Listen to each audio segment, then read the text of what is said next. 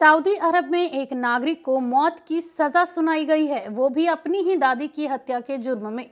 पूर्वी क्षेत्र के अधिकारियों ने दादी के सऊदी हत्यारे को मृत्युदंड की सजा दी है। सऊदी समाचार एजेंसी एसपीए के मुताबिक आंतरिक मंत्रालय ने अपने बयान में कहा कि सऊदी नागरिक रियान बिन सामी बिन अब्दुल्ला अल दोसारी ने अपनी ही दादी नमशा अल दोसारी की हत्या कर दी। घर में दादी सो रही थी, इसी दरमियान उसने दादी के सिर पर डंडे से वार कर उनकी हत्या कर दी। आंतरिक मंत्रालय का कहना है कि घटना के बाद रियान अल दोसारी भाग निकला। पुलिस ने उसे ढूंढ लिया और अदालत ले आई। वहीं हत्या का दोषी पाए जाने के बाद रियान अल दोसारी को मौत की सजा सुनाई गई।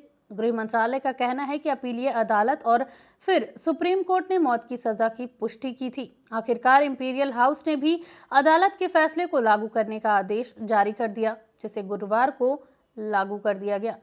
सऊदी अरब के हेल क्षेत्र में एक कार में आग लगाने वाले नागरिक को गिरफ्तार कर लिया गया। सार्वजनिक सुरक्षा विभाग ने एक बयान में कहा कि सऊदी नागरिक ने अपने ही हमवतन के साथ बहस के बाद घर के सामने अपनी कार में आग लगा दी।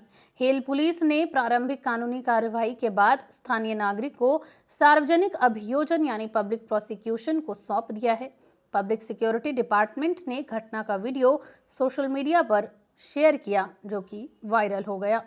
सरकारी ई सेवा प्लेटफॉर्म एबशर ने अपने लाभार्थियों को सूचित किया है कि प्लेटफॉर्म की अपडेट प्रोसीजर्स के कारण उसके सेवाएं शुक्रवार यानी आज लगभग 10 घंटे तक उपलब्ध नहीं होगी। प्लेटफॉर्म ने यूजर्स को एक नोटिस जारी किया, जिसमें कहा गया कि एबशर प्लेटफॉर्म के सिस्टम के लिए निर्धारित अपडेट शुक्रवार 21 जुलाई को किया जाएगा और अपडेट के दौरान प्लेटफॉर्म का उपयोग नहीं किया जा सकता है। प्लेटफॉर्म ने अपने ग्राहकों से अपडेट के समय से पहले आवश्यक सेवाओं का लाभ उठाने का आग्रह किया।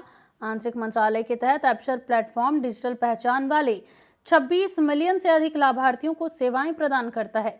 मई 2023 में प्लेटफॉर्म ने 2.2 मिलियन से अधिक इलेक्ट्रॉनिक लेन देन दर्ज किए, जो वर्ष की शुरुआत के बाद से किए गए मासिक लेन देन की सबसे अधिक संख्या है। भारत के पंजाब राज्य के मुक्तसर शहर के बलविंदर सिंह 10 साल से घर नहीं लौटे हैं। वो सऊदी अरब में फंसे हुए हैं, वो भी तब जब 1 साल पहले उनके परिवार ने ब्लड मनी के तौर पर सऊदी सरकार को 2 करोड़ रुपए दे दिए थे। दरअसल बलविंदर 2008 से सऊदी में काम कर रहे थे। 2013 में एक सऊदी नागरिक से झड़प में उनके हाथों हत्या हो गई। परिवार का दावा है कि बलविंदर ने सेल्फ डिफेंस में ये कदम उठाया था। ब्लड मनी यानी वो पैसे जो किसी मृत के परिवार को चुकाया जाता है। इसके बाद कोर्ट कचहरी हुई। सऊदी की एक कोर्ट ने फैसला सुनाया। इसमें कहा गया कि या तो मृतक के परिवार को ब्लड मनी के तौर पर 2 करोड़ रुपए दो या फिर बलविंदर का सिर कलम कर दिया जाएगा। बलविंदर ने कोर्ट में अर्जी लगाई कि उनके पास ये रकम नहीं है और डोनेशन से इस राशि का प्रबंध करने के लिए उन्हें वक्त दिया जाना चाहिए। कोर्ट ने उन्हें 15 मई 2022 तक का समय दिया था। रिपोर्ट्स के मुताबिक बलविंदर सऊदी में जिस कंपनी के लिए काम करते थे, उसने 40 लाख रुपए देने की बात कही थी। परिवार ने पब्लिक से डोनेशन के रूप में बाकी पैसे जुटा लिए और सऊदी सरकार तक जैसे तैसे पहुंचा दिए। ट्रिब्यून इंडिया की रिपोर्ट के मुताबिक सऊदी की कोर्ट को जून 2022 में पैसे मिल गए थे और कोर्ट ने बलविंदर को रियाद के जेल से रिहा भी कर दिया था। हालांकि उसके बाद बलविंदर घर नहीं लौटे। उनके परिवार का कहना है कि उन्हें जेल से निकालकर एक पुलिस स्टेशन में रख दिया गया है। वहीं बलविंदर के भाई का कहना है कि हमने ब्लड मनी चुका दी है, पर उसके बाद भी बलविंदर को वहां एक कोतवाली में रखा जा रहा है। उन्होंने हमसे 1 महीने पहले फोन पर बात की थी।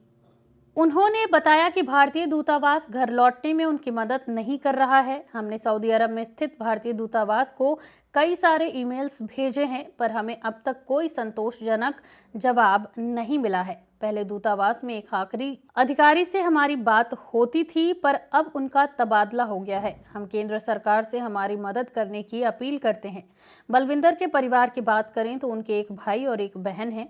उनके पिता की 2018 में और मां की 2022 की शुरुआत में ही मृत्यु हो गई थी। सऊदी अरब ने पर्यावरण की रक्षा करने और स्वच्छ ऊर्जा के उपयोग को बढ़ावा देने के उद्देश्य से एक कदम उठाते हुए राज्य में पहले 10 इलेक्ट्रिक वाहनों को किराए पर देना शुरू कर दिया है।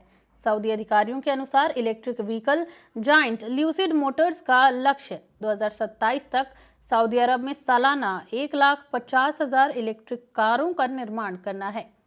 साथ ही राज्य की परिवहन और रसद सेवाओं की रणनीति का लक्ष्य वर्ष 2030 तक इलेक्ट्रिक कारों के उपयोग को 25% तक बढ़ाना है। आपको बता दें कि सऊदी अरब ने 2030 तक सालाना 5 लाख इलेक्ट्रिक कारों का उत्पादन करने की योजना बनाई है।